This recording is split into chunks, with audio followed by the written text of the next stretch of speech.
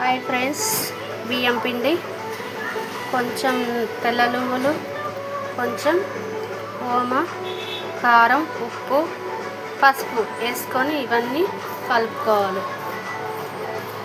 మొత్తం మిక్సింగ్ చేసుకోవాలి. తర్వాత మనం ఏ కప్పుతో తీసుకున్నామో ఆ కప్పుతోనే రవ్వ తీసుకోవాలి. బొంబాయి రవ్వ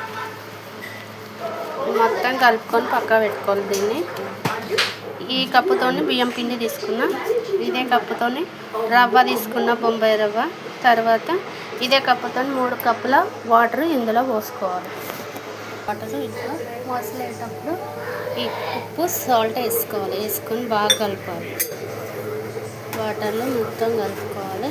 కొంచెం ఆయిల్ వేసుకోవాలి. ఇందులో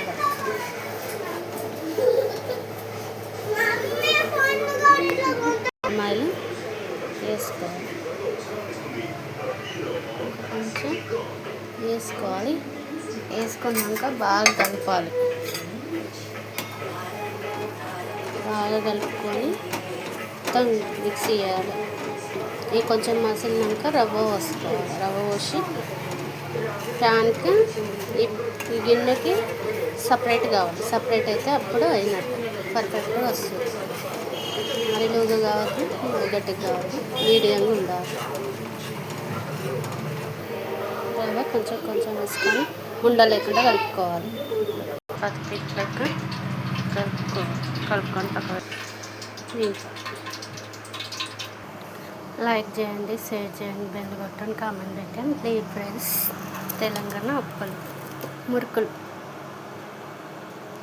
ఇట్లా చూసాను, మంచిగా ఉంటుంది. ఇట్లా చేసుకోవచ్చు. లైక్ చేయండి, షేర్ చేయండి, బెల్ బటన్, కామెంట్ పెట్టండి. Please friends. తెలంగాణ మురుకులు చాలా టేస్ట్ ఉంటుంది, చాలా బాగుంటుంది.